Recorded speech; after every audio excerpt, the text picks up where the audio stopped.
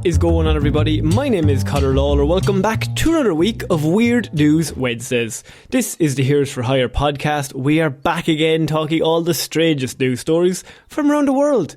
We talk about the news that the real news is just too afraid to talk about. As always, I am joined by my best pal, Mr. Seán. Me and Seán, how's it going? Good. I love when you call me best pal, Conor. Thanks very much. He's like a Labrador. Oh, friend? So, like, when me and Seán jumped on this call to ready to record, it's obviously been a few days. I mean, first thing Seán wanted to get out of the way is, do you still like me? That was the question I got hit with. It's true. I said, still on the fence. Give me another week. Question remains unanswered. But I'm hoping after, maybe when we get to 5 years, I'll have it nailed down. So yeah, look, if this is weird news, if this is somebody's first episode, what do we do here, Seán? You have spent the week gathering all of the weirdest news stories from around the world. You're about to read all of those stories out to me, a man who has been too busy questioning if he has any friends to look at any weird news. That's the saddest one yet. Yeah. As I was saying it, I was like, oh, this is a fucking downer, isn't it? That's not funny.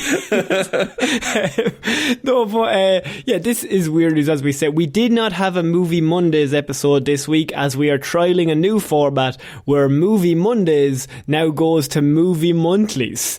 Yes, still will come out on a Monday when it does, but yeah. It does, but we are trying that once a month, so your next episode will come out on the 3rd of April. We did the start of March, start of April, then we'll cover everything that's happened over the whole month. But, patrons, if you are on the Patreon page, you will be getting extra content over the next few days and weeks, because over the next 2 weeks to 3 weeks, we are going to be having a little small Oscars review that will be going up on the Patreon if you want to head on over there. That's like early access to what we think of everything that happened on Sunday night.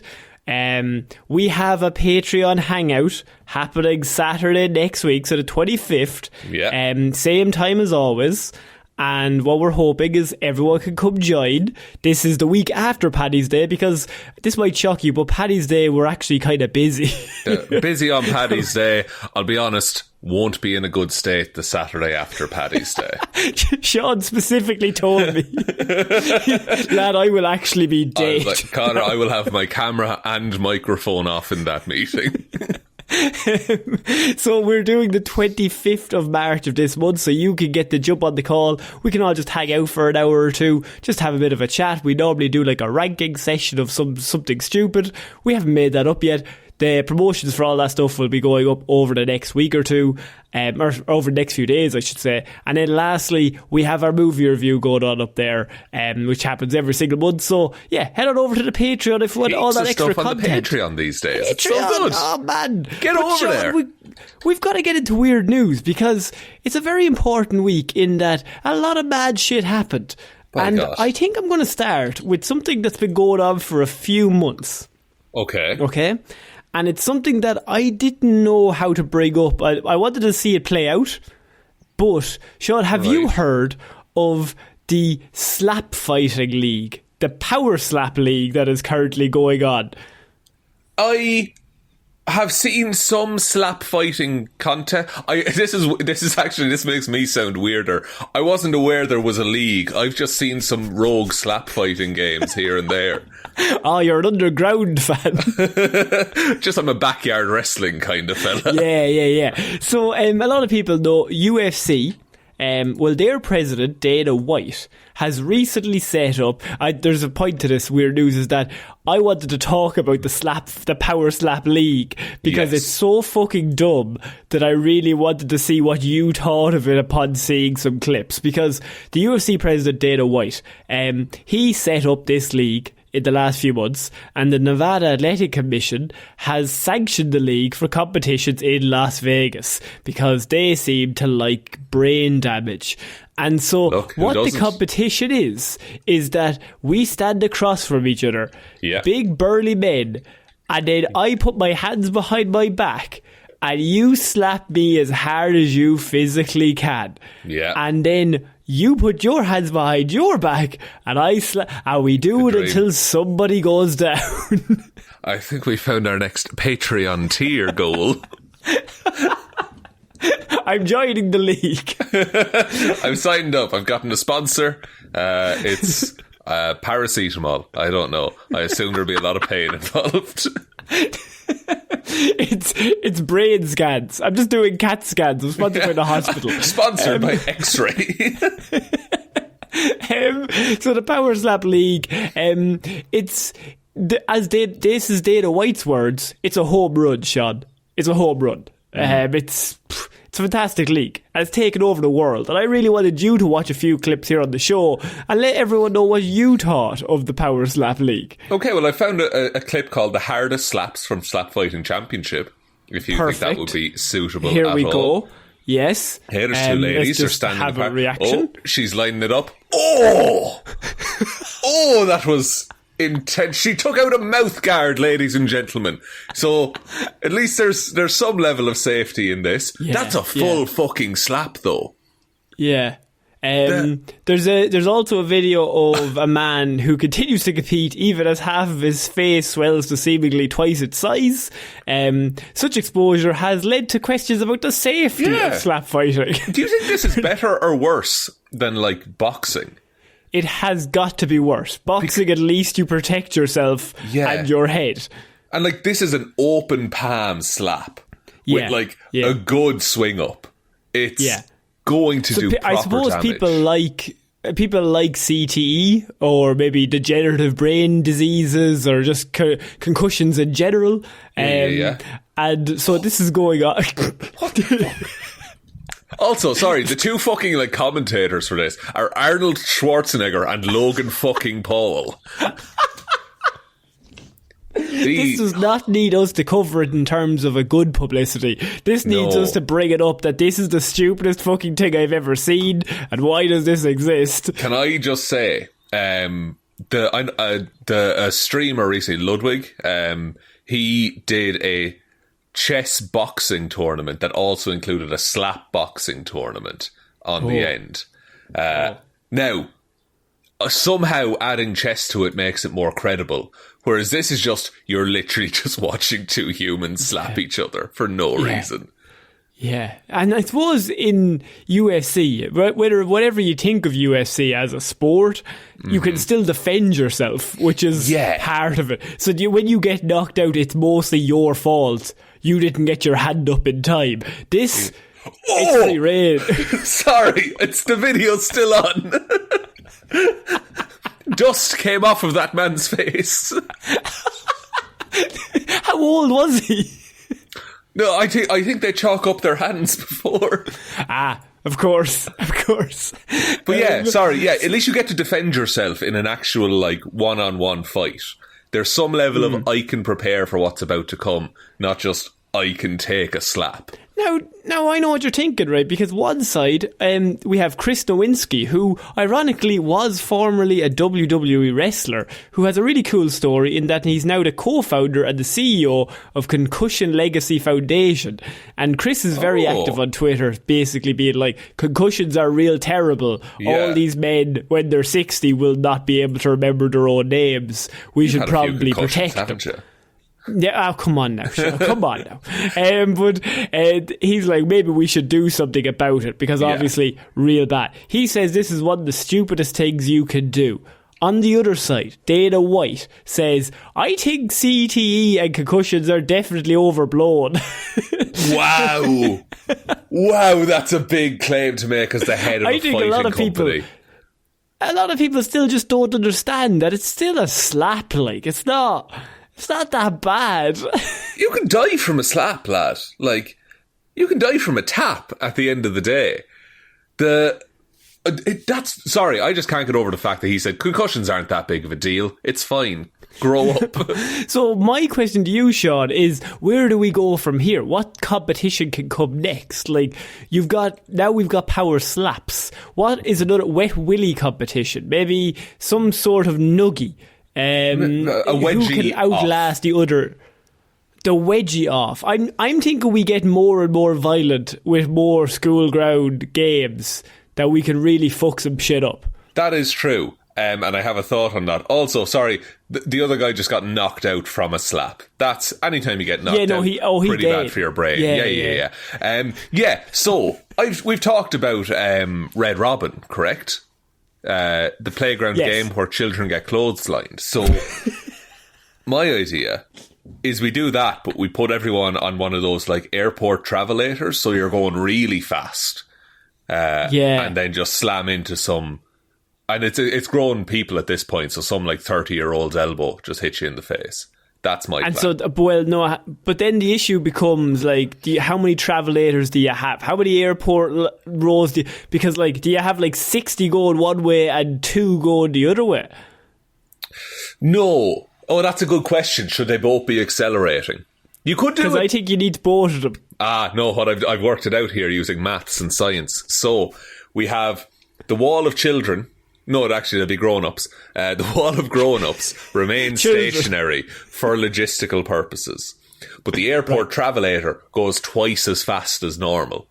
Oh. So the momentum, the impact is still the same, maths-wise.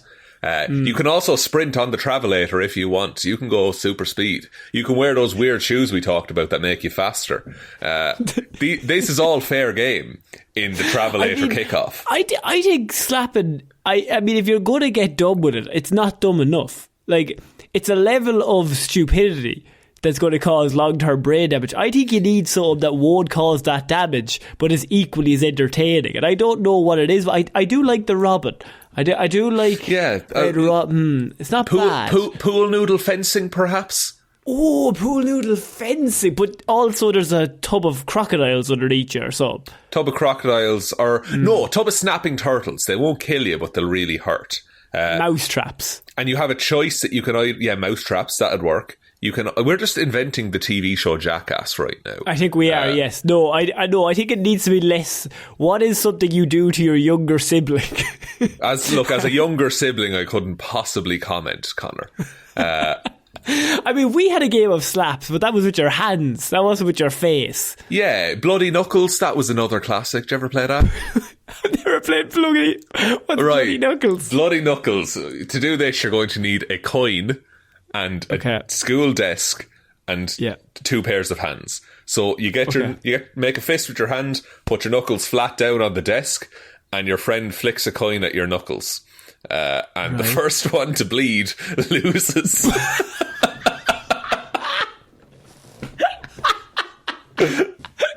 That is genuinely the stupidest Dana White. Do not give him ideas. He's looking at this like, fuck, actually, can I make the lads bleed? It's a good game. You know, that is the stupidest game I've ever heard.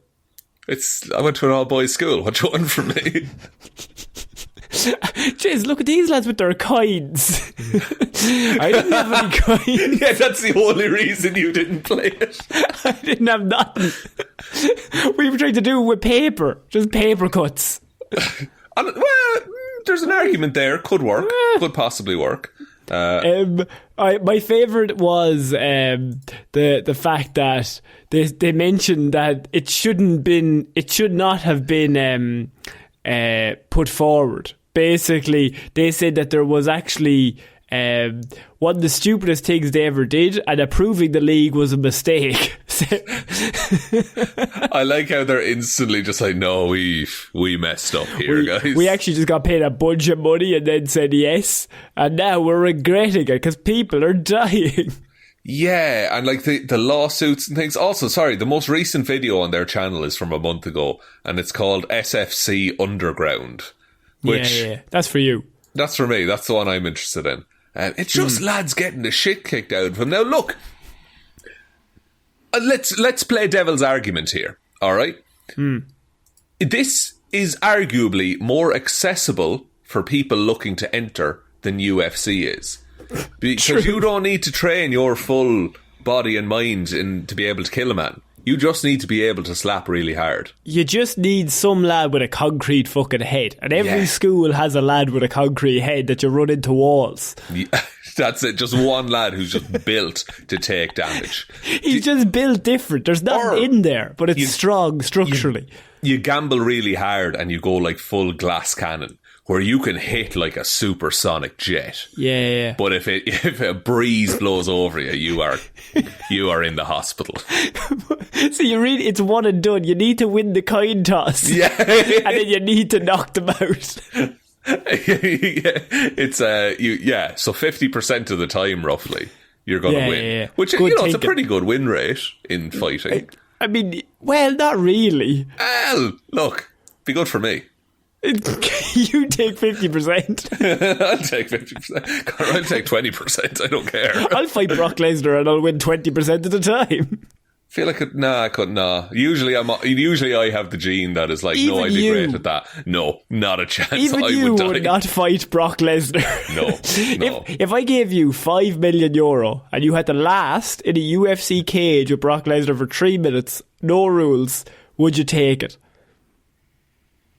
When you say last, what does that mean? He's out to kill. Is he allowed to kill? Yes, there's no rules. Oh, fuck, no. No, if he's allowed to kill, no. With his bare hands. He'll just choke me immediately. He'll just pick up your legs and pick up your hands and rip you in half. Yeah. Throw both of them away. I'll just get spaghettied. Sean, we're going to have to move on. I wanted to cover Power Slap League just so you know that we know what's happening. It's the dumbest thing we've ever seen. And we're alternatives. Do we have to say don't try this at home on the show? Is that a thing that we do? Well, to be honest, play Bloody Knuckles instead. We normally give terrible advice, so should we go the opposite way? Maybe do try it? No, don't try this because your brains are important. That's what I would say. That's the Heroes for Hire, man. I'm going to come in strong. I'm positive for brain. He's big into brain in a big way. I'm bringing to Bane. Bringing to Bane. He's been slapped one too many times. Sorry, I had a competition there before I came on. Have you ever been slapped? Sorry, have you ever been slapped? No, I don't think I've ever. It's a bit more demeaning than a punch. It is. I was slapped once for a short film I was in, but never like in real life. Yeah, but surely it was an acting slap. No, the co-star didn't. You say Daniel Day-Lewis me beat the fucking piss out of me. No. I was under the impression it was going to be a fake slap, and then suddenly it wasn't. But then that's how you get a real performance. I bet your reaction was quite good. I took the slap like someone who had been slapped and was surprised by it. Absolutely. I like the idea you get slapped and then you just go, do you still like me? Look, you're never quite sure, you know? I'm getting the impression you're not a big fan. Weird vibes here. Sean, we're gonna move on to our next piece of news, and this is an escape. A zoo escape that we need to cover because Flacco the Owl grips New York after 1 month on the run following zoo escape. So for the last few weeks, it's the 13-year-old Eurasian eagle owl which escaped from New York Central Park Zoo last month after somebody vandalised the steel mesh of his enclosure. He is still at large, yet to be caught. He is on the loose, Sean. They cannot get him. Okay. So, is it bad? This brings up a bigger question. Is it bad that he's on the loose, Conor? Is it not better for an owl to be free to fly? Ever since Flacco had been flying out from new locations within the park, so he's still in Central Park, I'm pretty sure, or he's in Manhattan, definitely, which evening followed by a crowd of birders. So he's being followed around by bird watchers currently around Manhattan looking for him. I didn't think bird watchers were that, mobile. You know, I thought you just watch birds from your own house. I didn't. No, genuinely, I'm not denigrating anyone's hobbies or anything like that. I think bird watching's class. Birds are nice, but I genuinely thought it was just something you did from your own house or like in the woods. Sure, what happens if you're only going to see the same 3 birds from your house? You need to get out in the world. See them all. No, you're saying all this. It makes sense. Look, we're all thinking it. We're all thinking it, lads. You're fucking. I never considered it.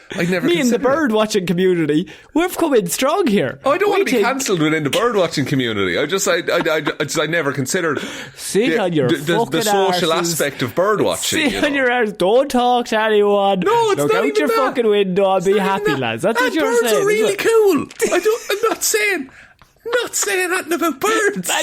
This is how you get cancelled. After every fucking topic that we've covered, the bird watchers come for me.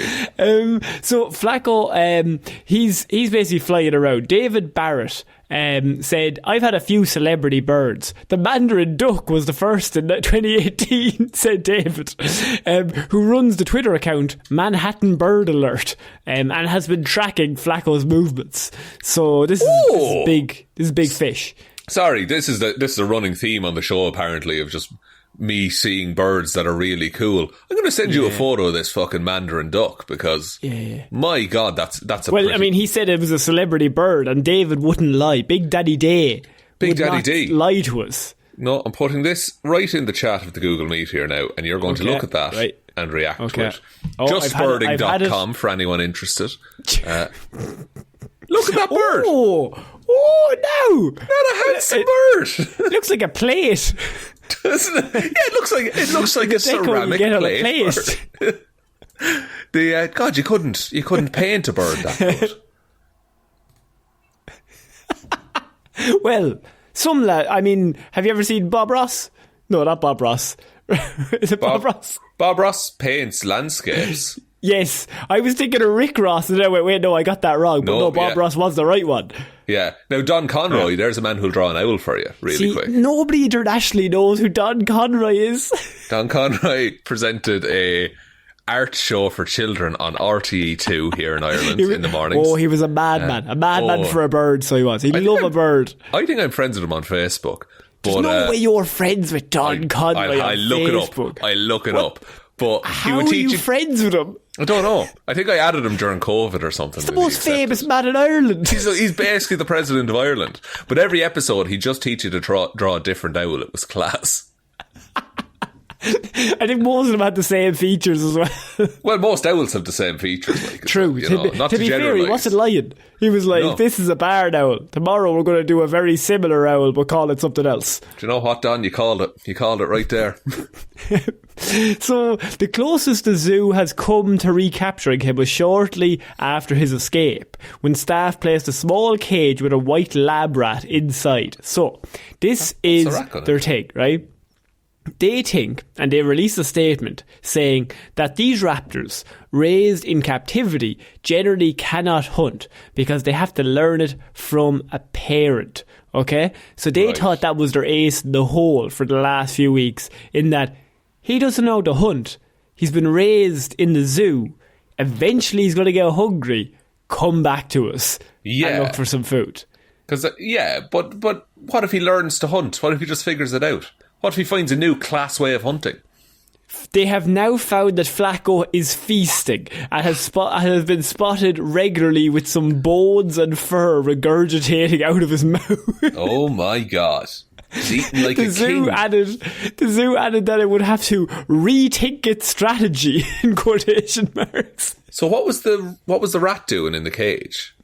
Their plan was they were going to put a rat in the cage. Oh, sorry, he was food. Sorry. He can't. Oh my God. The rat the rat wasn't like a hunting rat. Like, are they friends or something? Oh, is that Bill? I'll find out and have a chat with Bill. Bill, what are you doing in that cage? Jeez. Or the idea of like, they're like, we've tried for weeks to try and catch this fucking Flacco. Just cannot catch him. The door just opens, they all turn, and they can't see anything, but slowly a rat just comes around the corner smoking a cigarette. Yeah. What are you looking for? A fucking owl, are you? Right, I'm the best owl expert in this fucking area. I'll tell you that now. Drags his little like rat nails down a blackboard. It's like, you want an owl? I'll get you an owl. Dead or alive, lads. So the zoo has added that it has to rethink its strategy. So they tried out detective rat, then they tried out the lab rat that could possibly hunt, and now they're trying rats that they thought would make him fly in and he'd eat them. But if he's hunting by himself, he is still at large, Sean. There is an owl going around causing mischief in the Manhattan area. We don't know how to stop him. I mean, he's just being an owl though, isn't he? Like, arguably, he's being more of an owl now than he was in the zoo. And is that so wrong, you know? Now, here's the thing, though. Now, this is where it gets a bit dramatic, because Flacco spent Valentine's Day a few weeks ago in a wooded part of the park known as The Ramble, near the usual spot of a great horned owl named Geraldine, who has lived in Central Park since January of 2022, longer than any other owl on record. So I'm going to throw to you, Sean, the theory that Flacco, maybe he's in love. Maybe this is a rom-com movie. He's broken out of the jail. He's found love, and he no longer wants to go back. Could be a bit of a Romeo and Juliet situation, Conor.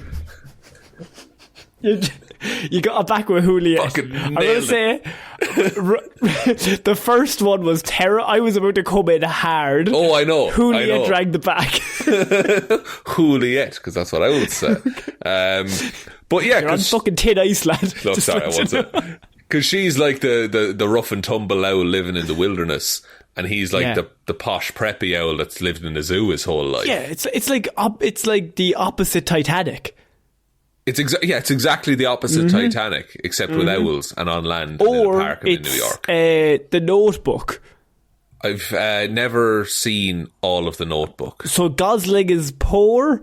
Builds a house. And sorry? Does he build a house? No, well, but that's later on. That's later on. I've seen the back half of The Notebook, I realise. You've seen the back of the DVD case of The Notebook. Pretty much, they're in the rain. No, McAdams is from a rich family as far as I remember, and he's from a poor family, and they fall in love, Sean. It's absolutely lovely. But and Donald Gleeson can travel through time. See, once again, I think she made the wrong choice. I know Gosling is he looks like Gosling, but Gleeson can travel through time. If we're going to go through movies, we're going to go through Rachel McAdams rom-com movies. Let's go through every movie. Wasn't she in The Time Traveller's Wife as well? I think she had a string of being in Nicholas Sparks adaptations, I think. And just mad. She's just a mad woman for a time travel story.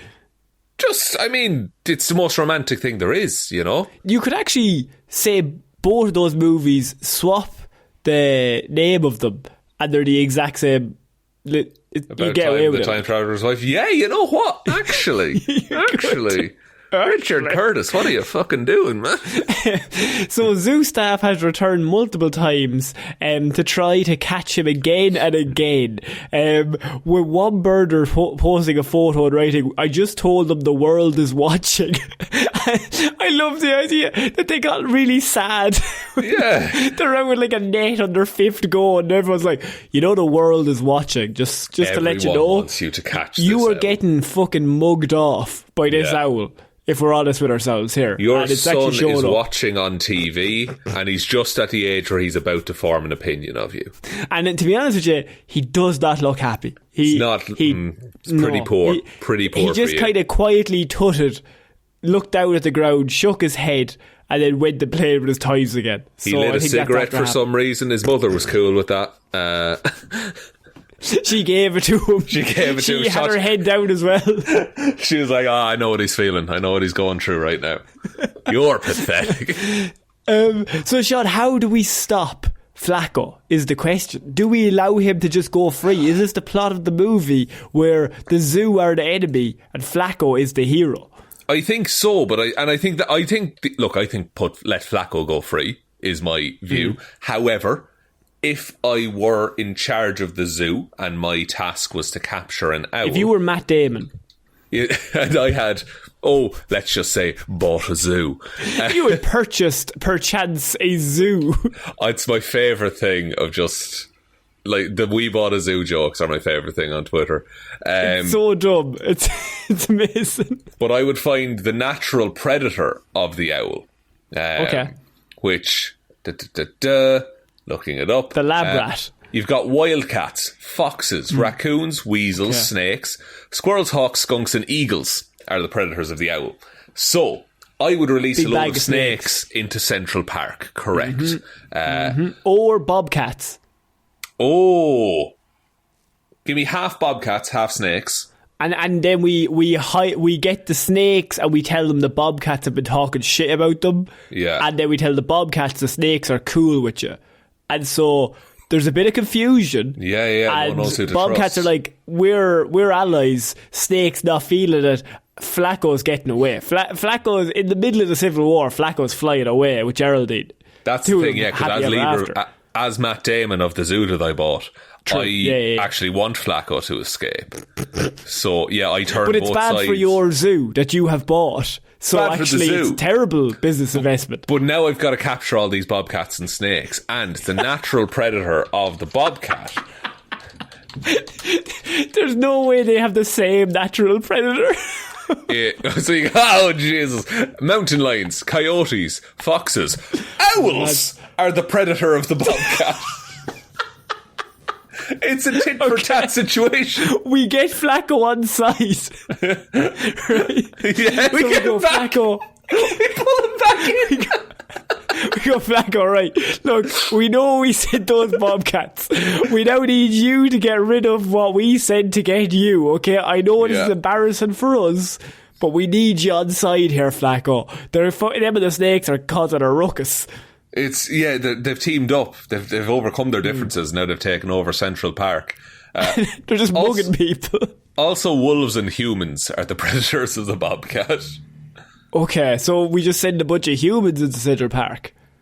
There's already humans in Central Park, though, and I wager the humans in Central Park would be easily defeated by bobcats and snakes. Bobcats mow through them all day, every day. Unless you specifically told them there might be a bobcat in there, here's a sword or an axe on your way in.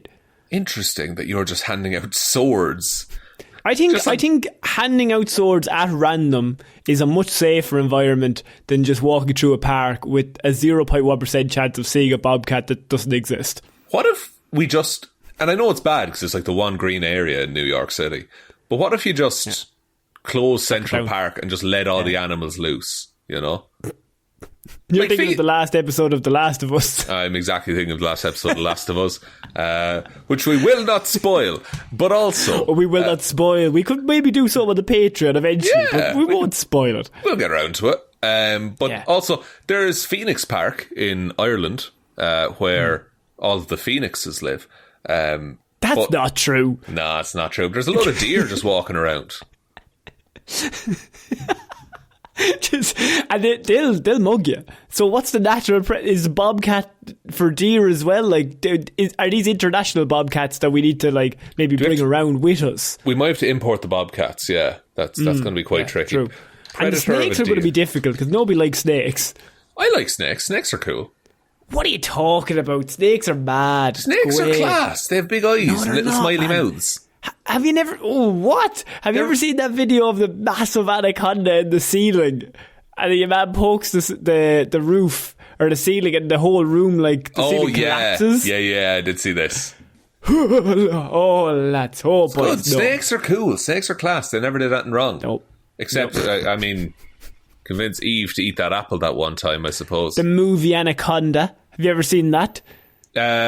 Which one is that? That's the one with... Is that the one with Matthew McConaughey in like the 90s? Can't remember.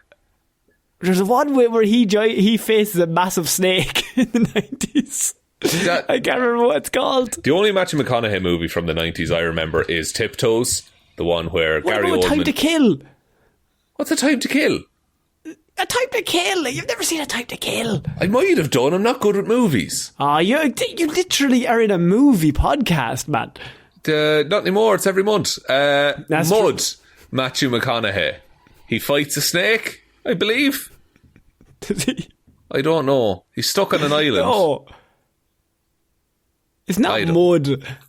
He's in a movie called Mud. I googled Matthew McConaughey snake. Mud came up, Connor. What do you want from me? But is Rachel McAdams in that, or is there no time travel involved? There's no time travel. She'll only do time travel projects. We said this. Specifically what she does. She was also in Doctor Strange, which is multiverse hopping, but she's like, okay with that because you're kind of travelling. He controls time a little bit. He had a gem for a bit. Yeah, true. That's true.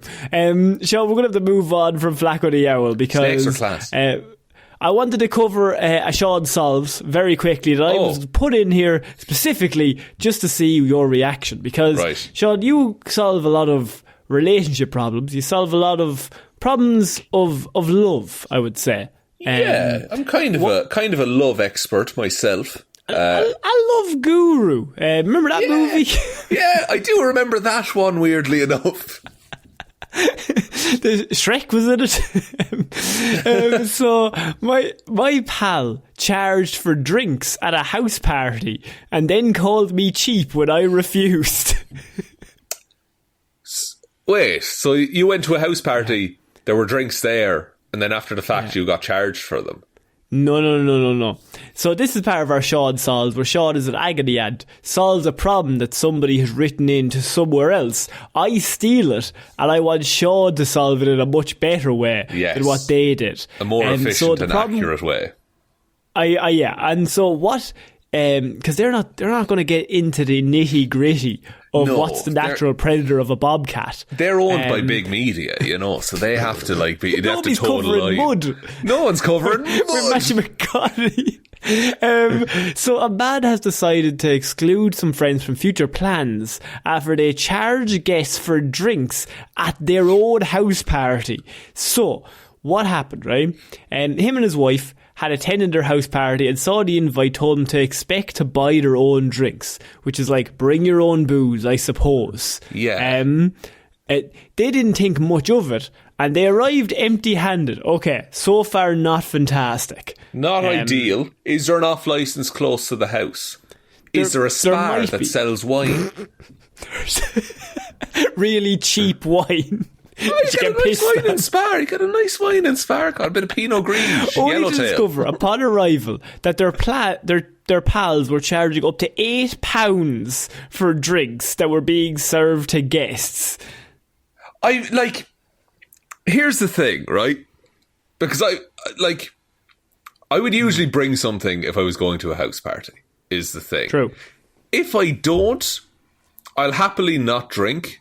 But usually people are like, oh, you'll have what? Like, people aren't mean as fuck.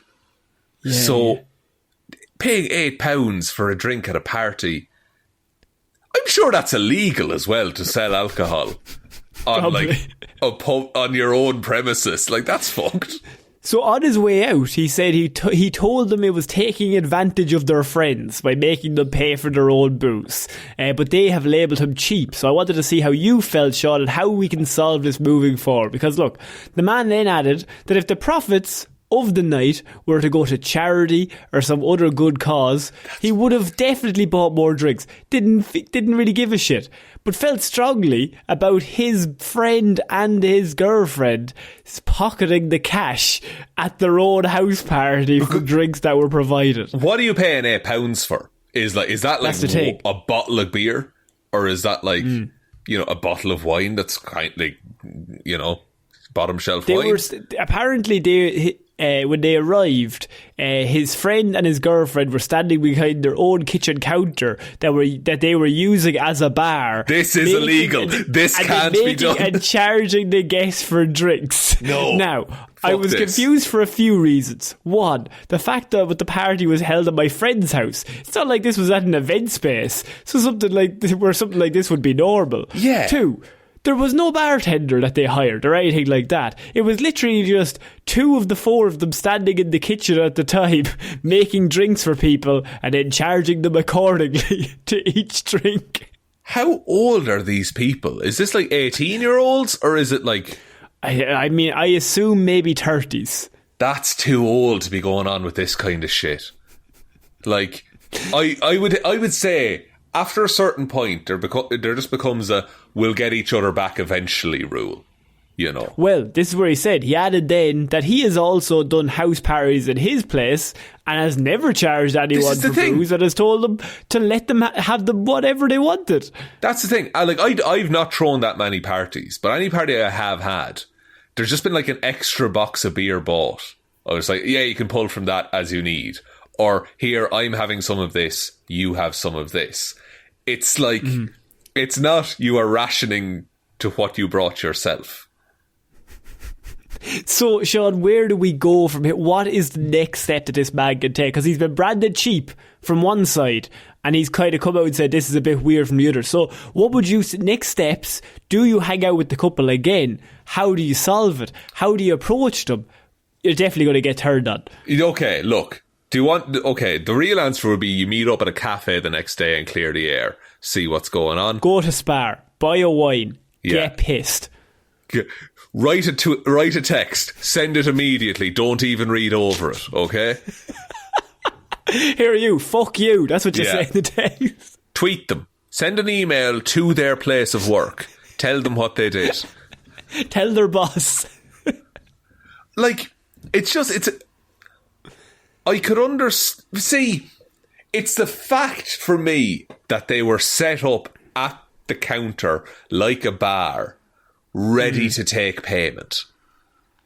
That's a very weird transaction to do at a party in your friend's house. Yeah, like if you came over to my house and then you were like, oh, and I was like, oh, do you want a drink? And you said, oh yeah, can I have a pint?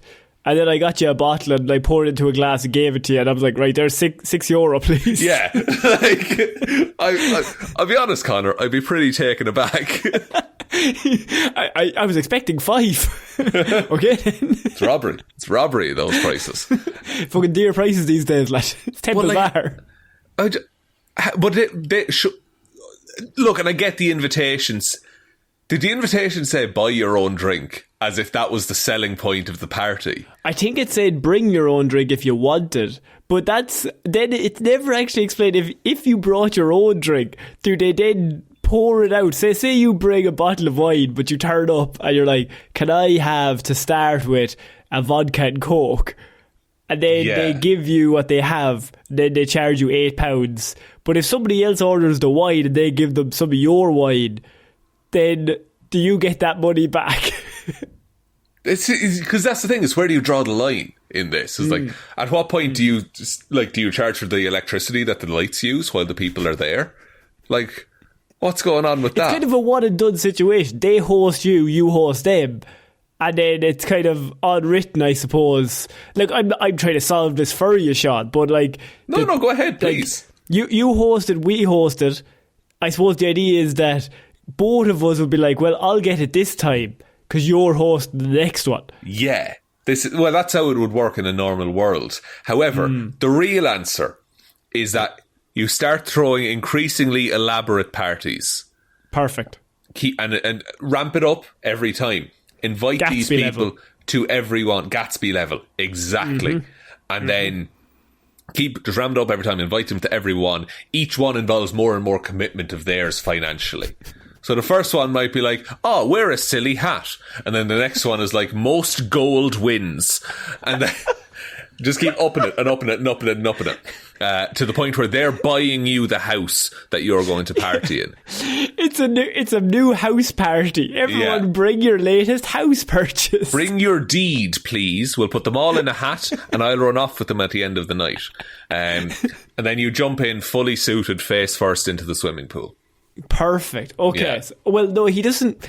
I don't want to spoil the end of Gatsby, but he doesn't jump face first. He doesn't jump. No, he face does. First into the pool. No, I think he jumps. I think he does a big dive, belly flops, and everyone says, "Wehey." That's how Gatsby ends. Who's there? Who says "Wehey"? Toby Maguire. I don't know. I've never watched or seen it or read it. You've never seen either of the Great Gatsbys or read it? No! What? Baz Luhrmann's Great Gatsby. Didn't pass me by. Didn't pass me by. Like, actually, it passed me by. It did pass you by. Yeah. It literally did. No. I didn't see it. Well, we covered the Great Gatsby in our exams for school. Okay. That was one of our English proposition that we had to cover that and then talk about American wealth and the whole fucking all that shit. I did Casablanca, I believe. Perfect. So perfectly, the year I did my exams, the Great Gatsby came out that February. So we were laughing, lad. We were had it set. Yeah. Nice one. You talked about Spider-Man 3 for 24 minutes. I've seen that movie a few times now at this stage, to be honest. Fair, Tobey Maguire's in it. You got DiCaprio. Yeah. Is he good? Yeah, it's pretty good. It's pretty good. It's really well directed. Baz Luhrmann's pretty good. This is the movie to show, but I mean, it's Baz Luhrmann. You know what you're going to get. Apparently Elvis is mixed. I haven't seen Elvis either, but apparently it's not. I thought Elvis was good. It's really weirdly edited. It is. There are some parts that are... Tom Hanks is really bad at it. You've said this to me, yeah. Which I was Tom Hanks is really weirdly bad for Tom Hanks, but I thought the movie in general was pretty good. I think Austin Butler's great. This is our Oscar review. We're not going to get into that. We'll just chop this output into the... Other than him having to sell his soul to Elvis for the movie. He got possessed by Elvis for 3 years and didn't fucking win anything. That's gas. Man, you'd be raging. You'd be fucking raging. We'll get into all of that on the Patreon show, though. So, Sean, look, my question to you is, how do you solve this moving forward? Elaborate parties is what we're saying. I think so, to the point that it gets ridiculous and they have to be the ones to say, no, come on, you can't expect us to spend this much. And then you say, aha! And then... We're playing poker, the buy-in is 10 grand. Yeah, the buy-in's a finger. Would you have to give each other's fingers? Yeah. You have to, you can only bet someone else's finger. But you have to be somebody you have to arrive with. Yeah, and you look them in the eye and you just say, I'm all in. And then you hold up a cleaver. I really feel confident with my 2 2s. Yeah, come on. I'm going all in on a 3 and a 4. Let's do this. He's the worst gambler I've ever seen. No hand left. Oh man, I'll get it back, I promise. Just give me the other hand. It's toes. You'll take toes, right? So Sean, we're moving on to our next piece of news, and I have: family raises £250 animal for 2 years, thinking it's a dog, but it turns out to be a bear. Oh dear, that's 2 years. You'd realise it's not a dog fairly quickly, right? A family in rural China adopted a dog they believed was a puppy, but discovered 2 years later that it was actually a bear. So Yun, who lives outside in the Yunnan province, is said to have bought a puppy on vacation a few years ago, which she was told was a Tibetan Mastiff.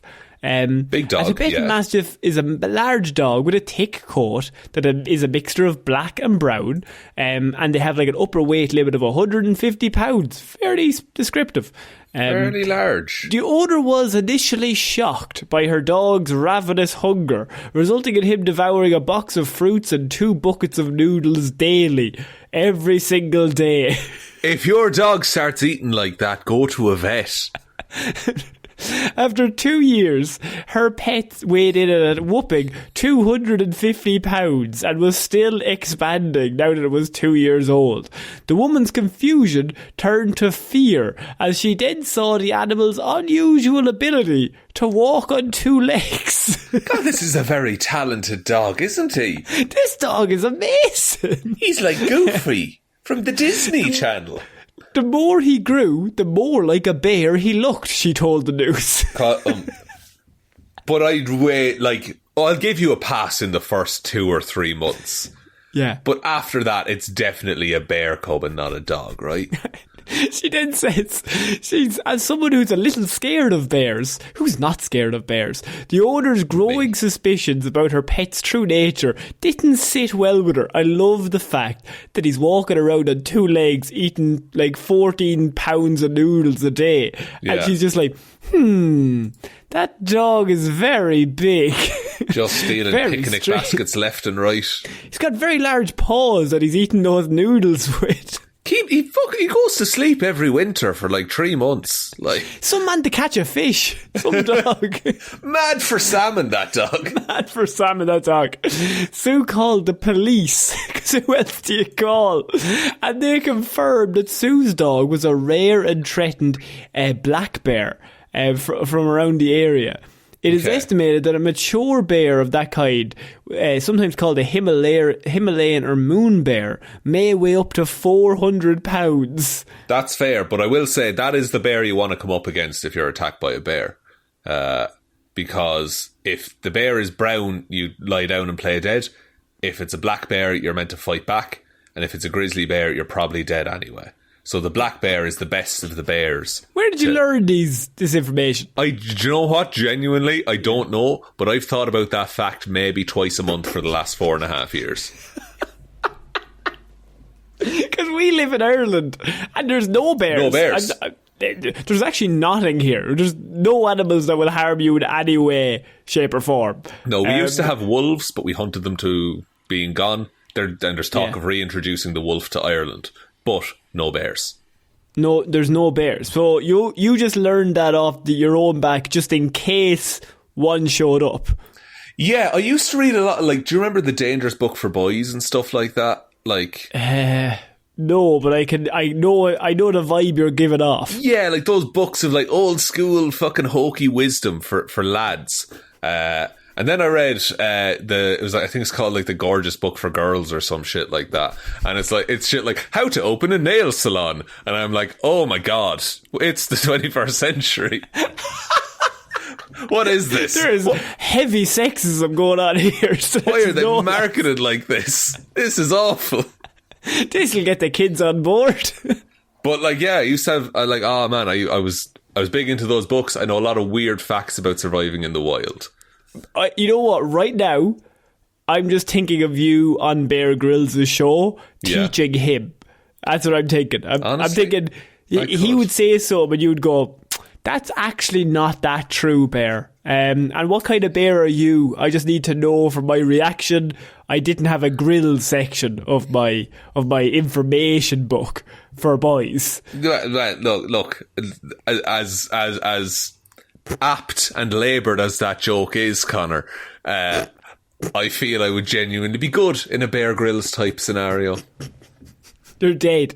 You're dead within days. You drop me into the jungle with a full pack of supplies, I'll be grand for ages. A full pack of supplies being what? Some rudimentary tools and cooking equipment, of course. Okay. So you do like a full fucking stove. No, like a little... because I'll build a fire. Give me a lighter. Give me a little flint and tinder thing. Give me a knife. Give me a hatchet. Okay, you're allowed to bring tree. And you go out to the... You're going out into the wild. Sturdy knife. Hatchet. Sturdy knife. A hatchet. That's the same thing. That's a terrible two choices. No. Yo, you're going to cut down a fucking tree with a knife, are you? Get it together. I fucking would. Get it together, hardy, lad. I'm hard. Well, you're after using 2 of your 3 choices of blades. Who's ever wanted less blades, Conor? Sure, you can't eat a blade, can you? No, but you can use it to skin an elk if needs be. How are you going to kill the elk? With the knife. Oh yeah, an elk just lets you walk up to it and fucking slice it up. I would out-stealth the elk. You have no stealth in your body. What are you talking about? I'm in the trees. How are you going to climb a tree? Same way I always climb trees, one step at a time. So you're going to be in a tree, waiting on an elk to just wander around underneath you. I'm going to jump down, impale myself on its antlers. You're immediately dead. And it doesn't know what's happened. It's killed you and it doesn't even know what the fuck.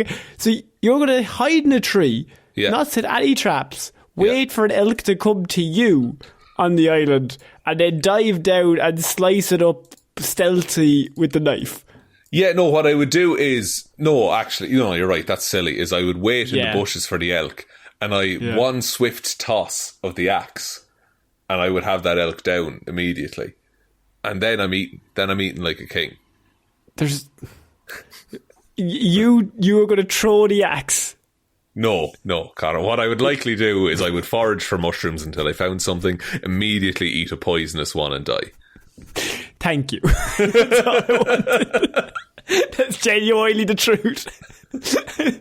Your first 2 choices: hide in a tree, dive down, spear an elk to death, or toss an axe with the accuracy of the greatest huntsman alive. Yeah, it's a very well balanced axe. And you balanced it yourself before leaving for the island? Yes, I did, Conor. So, sorry, what was the third one? So you've got a blade, an axe, and what was your third? Some kind of implement to boil water in. So like a pot. A pot? Not a cast iron pot, it's probably too heavy, but just a pot, a travel camping pot. One of those old style, like, massive fucking heaters that you have coal in. They just have to fuel it up. What are you talking about? Like a cauldron? Like one of the old yokes back in the... They used to have it like the 1800s. No, in the kitchens. Like in Ireland. What are you talking about? I don't know what are they called? A stove? Yeah, it could be a stove, I suppose. I don't know. Is this what it's like to talk to me? Because I have no fucking clue what's going on. Yeah, to be honest with you, it kind of is. Oh no, I'm sorry. No, now I'm on the other side. I feel it. I feel the stress. Sean, we're going to finish off this week with the greatest robbery I've ever seen. Man accused of robbing Utah Bank of $1 just to demand to go to federal prison. No reason given. Oh, Conor, this might be a sad story.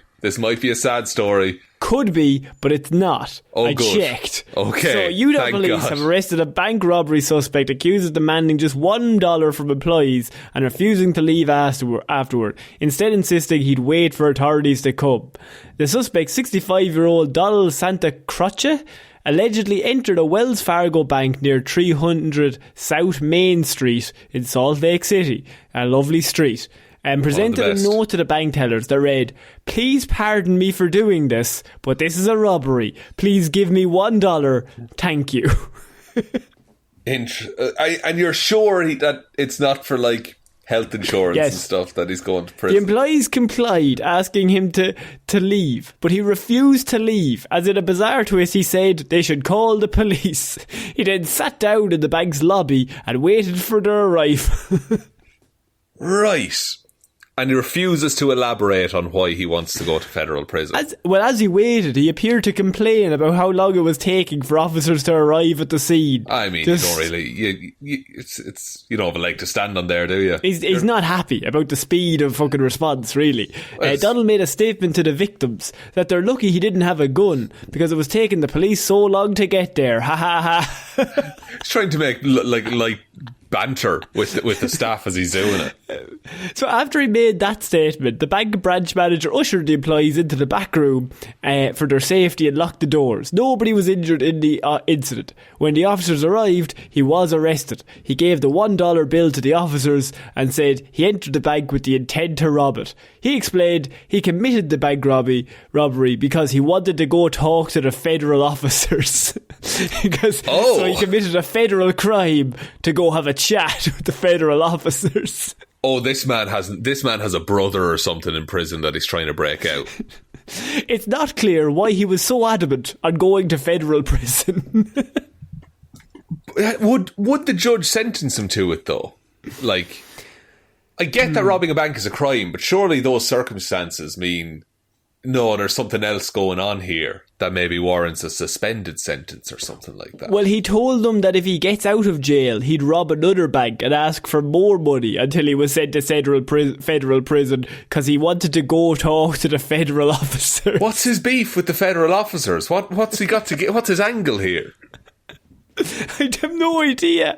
And that's why this robbery makes no sense. But we need to crack the case because he robs the bank not because he needs like health insurance. He has something he needs to say to them, and he can't get in touch until he gets arrested. It's the only option. What? Okay. So what would a federal officer need to hear from this random man? Could be a complaint. That's always an option. He could be DB Cooper, maybe, and he's going to finally confess. Could be. Oh, those are the only two options, I think. We're out of options. That's why I don't work for the federal government, it turns out. Like, he has something really important to say. He's probably sent them letters. He's probably rang them. They just keep, yeah, we're the FBI, lad. We don't give a fuck, right, about your stupid fucking investigation. Tell you what I'll do. I'll rob a bank. That's a federal crime. Then they have to come investigate me. Then I have to go to their jail. Then they'll have to talk to me, and I'll figure out a way to get my point across. It's the perfect crime. But if you go to federal jail, you don't just get to chat to like the lad in charge of the FBI. Like, you're just talking to the guards in the jail. Is that not how it works? No. See, there's a chain of command within most societies, and within the prison, it would be the lad in charge of everyone. Then below him is like some kind of governor of prisons, I guess. Then a warden. Then a load of guards. And then you. And you're a prisoner. And you can only talk to the guards, really. Yeah, but you're closer, though. You're closer to the zenith. I'd wager it's easier to chat to the head of the FBI as a citizen than it is as a prisoner.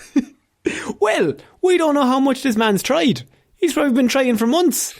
And they won't What if he hasn't, though? What if he was just like, no, this is the way to do it, and he just settled on that? It's the easiest way. This is the most He has straightforward, evidence to direct solve route. a crime. He's got evidence that will get someone out of jail and they will not listen to him. Yeah, and then I'm just going to do a quick... This might get me on a list. How many federal prisons are there?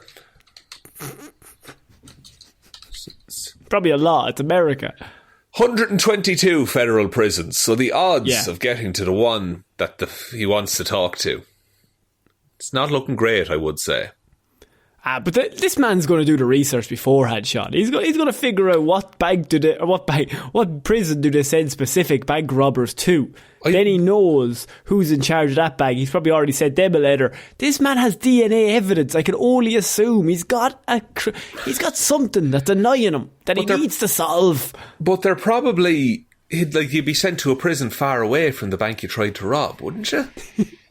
What if you break out and do it again? Well, he said he was. He said, when I get out, I'm going to rob another bank. Just keep robbing different ones around the country till he gets sent to the exact triangulated point that he wants to be at. Perfect. And then he can have a chat with them. So if there's any update on this, I just want to know what this man's beef is. We don't know. I like the idea that maybe he just doesn't like one of the officers. Maybe they looked at him wrong once and he's like, I'm going to get my own back. Could call me dickhead when I see him next. What if it's like, do you know those videos of soldiers returning from war and surprising their kids? What if it's like that, but his son is in prison? Sorry, there's a dog going mental outside the window right now as well. I don't know if that's being picked up. No, I can hear it. Oh, what I would say. Okay, right. You usually can't hear a lot of the things that go on outside the window. True. So, high-pitched dog. That's a very loud dog. What's the story? I think he's passing either another dog or something else on the street. Now, is it a dog or a bear? Oh, actually, it's after savaging several pedestrians. I think it's a bear. Should have laid down. You fight back. Polar bear. Don't know what to do with it. See, nobody knows. That's the fucking one that nobody knows. No one's ever prepared for the polar bear. Nobody's ever lived to tell the tale. Sean, I think that's it for this week's Weird News. What a week. Would you like me to take us out, Conor? Yeah, sure, why not? Thank you, everyone, for listening to this episode of Weird News Wednesday. We will be back on Friday with Hero or Zero. Content will be posted regularly up on the Patreon, and we will be back in April for movie monthlies. But big thank you to everyone over on Patreon who continues to support our little show over here. Shout-outs go, of course, to Róisín the wife Paramore, Joe Burney, Ryan Komatsu Dozer Enthusiast Evanson. Fun facts with Waffles Aotearoa New Zealand has the highest sheep-to-person ratio on the planet, with roughly 10 sheep per person. David Clarke, Shaun Chuck in the wash and it'll be grand Jamieson, Dominic, Anna Irish Walrus Forever Hjelmroos, Danny McLaughlin, No One's Ever Really Gone, Luke Hoth, Lordsmish, Michelle Browne, Michaela Doughty, Ed Ball, The Adventures of Indiana Jones and the Franchise That Just Won't Die. Lorraine and Conor have swapped the order of their names to purposefully bamboozle Seán. Russ, so let me get this straight. We're all going to see Paramore live in April-Parfitt? 100%. Yeah. And Jackson Bruheim. So thank you all very, very, very, very, very much for the continued support of the show. Head on over to Patreon if you want to support us, get access to all the movie reviews, everything extra that we post up over there, and the Oscars chat that will be coming out soon as well. Other ways to support then, there is the Twitter at Heroes for Hire Pod, the 4 is the number 4. Facebook is Detective Divilment's Discussion Group. Instagram is Heroes for Hire Podcast. And the best way to ever help out the show is to tell one human being that we exist. Just the one, please. I think that's about it, Conor. I think so. So I've been Conor Lawler. I have been Seán Meehan. And we shall see you all next week, guys. Bye.